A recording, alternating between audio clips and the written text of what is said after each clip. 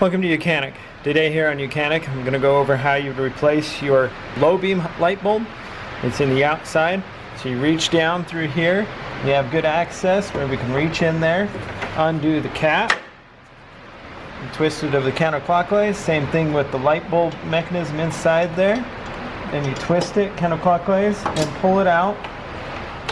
You've got enough wire in there to pull it out like this, and then do our best to rock it back and forth and get it out of there. It's a really tight connection. So there, we have our light bulb out and removed. This is an H7 light bulb, very common light bulb on a lot of vehicles. So you take this H7 light bulb.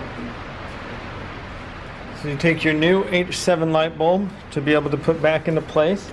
Do our best not to touch the glass element itself. Then you're going to make sure that this flat side goes on this top side, and you'll see a little metal tab here that will make it that's the denotation, the way that it will go. And we just press it together. All right, it's all pressed together. Then you're just going to take it, work its way back into the hole.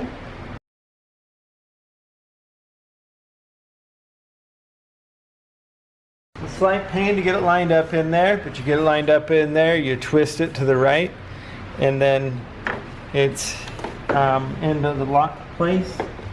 Then you can put the cap back on.